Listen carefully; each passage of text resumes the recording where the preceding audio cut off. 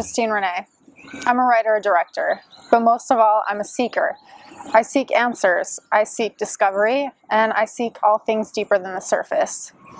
Lately, I've been having questions about the topic of negativity and the purpose for it. For instance, why do bad things happen? In my search for these answers, I've actually come across this incredible visionary by the name of Chandresh Bardwaj, author of Break the Norms. I have the honor and the privilege to get to speak with him today, to go into more depths about these topics, in hopes of sharing it with the world.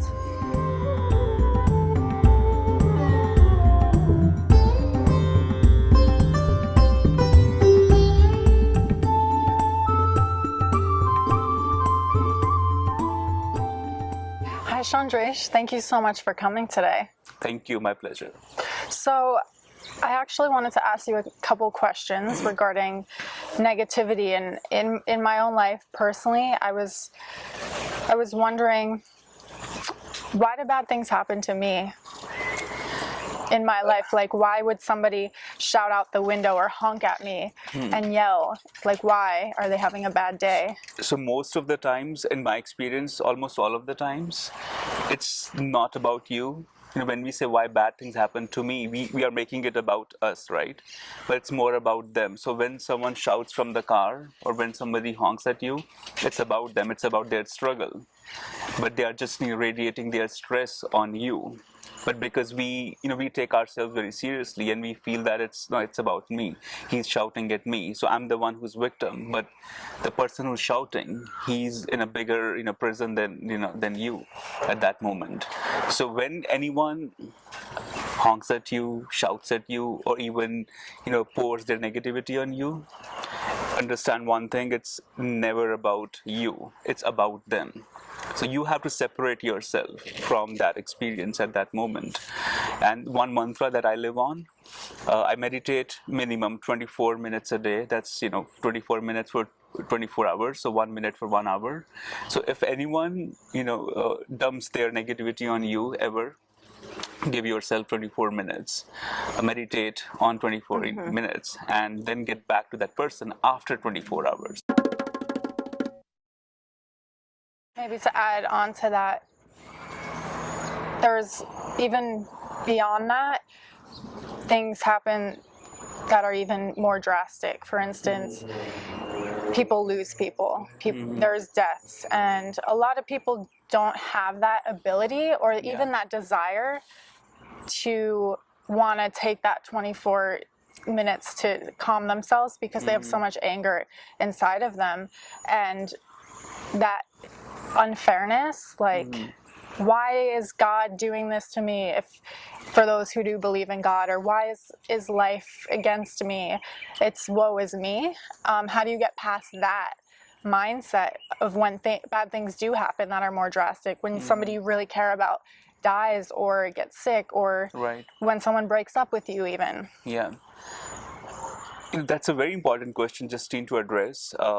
In my life, a major transformation happened when I lost two of my closest people, my sister and my best friend. I grew up, with both of them. I lost them when I was just 16 and then, 19.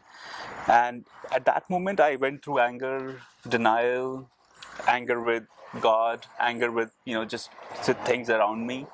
But these two moments also ended up changing me in a huge way. In fact, the whole inspiration for writing the book, the whole inspiration for, creating this Break the Norms came from these two deaths in my life. I think at that moment, I could have gone the wrong way also. I could have, grew up being an angry person who hates the idea of God, because I grew up in a very spiritual family.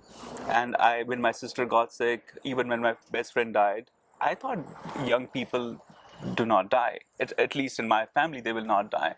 In my friend circle, they'll not die, because we are such a spiritual family. We do good things, we believe in good karma. Why would bad thing happen to us? But when it happened, I just started questioning everything I knew about God.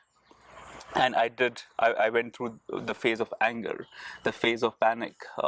But these moments ended up changing a lot in me. And I learned one thing: struggle is nature's way of strengthening you. The strength you get, it has to happen through a certain struggle, through a certain challenge. If you're always on the bed of roses, you may not know the deepest truths about life. When you go, when you come across this challenge, like you said, breakup or even death, we got to, see these moments through a very deeper perspective. I recommend, if you have a friend, a teacher, even a seeker around you, they can help you make sense of what just happened. Again, it's not about you, it's about them. When these deaths happened in my life, I was making it all about me, right? Oh, my sister died, my friend died. But then I realized my friend died, my sister died, but it's them who experienced their death. They probably went through some unknown level of craziness, going through this unexpected death at such a young age. But I'm making it all about me. We are just too attached with people around us. I always say love and attachment, they're two different things. So I was attached at that moment. That's why I went through so much pain. And when I started loving them for who they were, my pains shifted, my experiences shifted. So you can still love deeply and do not be attached. And that happens through meditation. Easier said than done. Right. When you meditate, all these things I'm talking about, all the things I mentioned in the book, they become practical. Otherwise, it's just a fancy spiritual theory. When you start to meditate, all of these things become truth and they become practical. Spirituality is practicality. If it's not practical, it's not spiritual, in my opinion. Spirituality has to be practical. I cannot give you a fancy notion of divinity, which you can never use in life, but you like the idea of it. Absolutely. Right? If I tell you, Justine, forgive all the, 10 people in your life who hurt you the most, it sounds very soothing, very enlightening, right? Yeah. But if I don't give you a practical tool to support this theory of forgiving 10 people, it's useless. Yeah, it's very challenging too. And it probably won't happen. It can happen when you really start to meditate. Then you realize, then you don't take yourself seriously. Then you realize life is short, it's unpredictable. I don't have to hold on to these people. I don't have to suffer, with them. Because by not forgiving them, you are suffering the most. They don't even know, but you are suffering with them. Oh So wow, that's very deep. Yeah, to release yourself from the suffering, you got to just, let it all go. You've given us a lot of tools and a lot of really good insight revolving the topics of why bad things happen. And do you think that there's a deeper purpose? Is there a lesson to learn why these things might come up? Because I hear a lot of gurus say you have to ignore those negative thoughts, or you have to ignore negativity. And I'm personally curious, why would you want to ignore something if it's there? Absolutely. If we are born with those thoughts, and Absolutely. It seems that they don't necessarily always go away. I'm not a fan of ignoring, the misery, the pain. My philosophy is you got to witness and really understand the deeper pains in your life. So, I grew up in Eastern culture. We grew up, listening that 5 elements: Kam, Krodh, Lobh, Moh, Ahankar, which is your lust, greed, anger, desires, and your attachments, ego. All these are your enemies, and you got to ignore these. You got to run away from these because they can really, put you in a very sinful situation. But I understood in my spiritual experience and training, if I ignore these, I'm ignoring a part of myself. If I run away from these, I'm running away from myself. Because I haven't met a single person, Justine, including the spiritual masters, who are without these elements. We all have our layers of ego, anger, greed, attachments, desires. If you and I wouldn't have desire to create what we are creating right now, this video, this powerful experience wouldn't happen. So desire is good, but you got to have conscious desire, not the impulsive desires. So what I recommend, never ignore what's happening within you, because then you're ignoring a part of you. You got to witness and watch what's happening. You got to be all right with your anger, greed, the struggle in you. So basically, we just have to accept ourselves fully and completely. Absolutely. Meditation is accepting your being. You could be the wisest person I know, Justine, I cannot accept you if I have not accepted myself. And I'll be able to accept you only to the level that I have accepted myself. What in accepting myself makes me accept other people?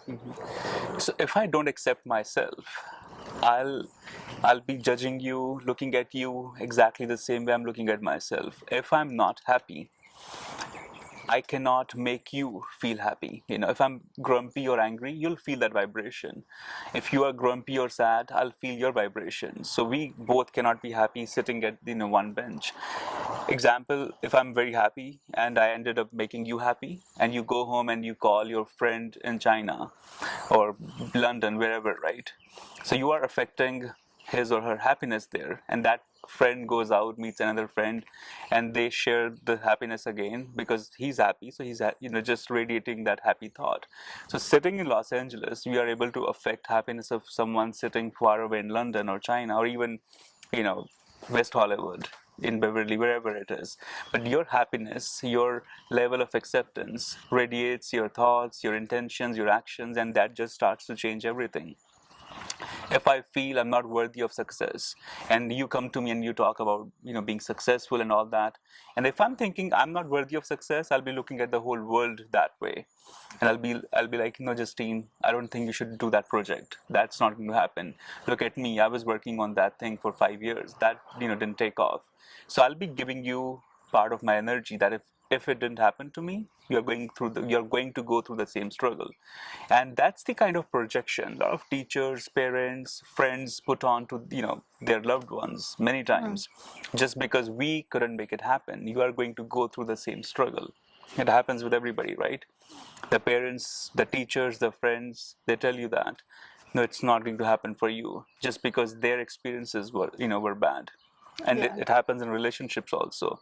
If you went through a wrong relationship, you are going to project that same level of anxiety in the new relationship, because how much you accepted yourself or how much you were accepted by that person in the relationship, it's going to haunt you for a long time until you meet a person or until you become that person who's whole and who's complete, who do not need anyone from outside to complete you. Oh, wow. Yeah. Well, we've gotten so much insight from you, and I really want to thank you so much. Thank you for having me. It seems like the ultimate of all of this, including changing our perspectives from the negativity to something more positive, and really it just seems like it all comes down to meditation. It all comes down to meditation. If you ask me solution, it's meditation. Meditation. Yeah. If you have time, meditate once a day. If you don't have time, meditate twice a day. That's my mantra. That's awesome. I guess we all just have to meditate a little bit more. Absolutely. 24 minutes a day, 1 minute for 1 hour.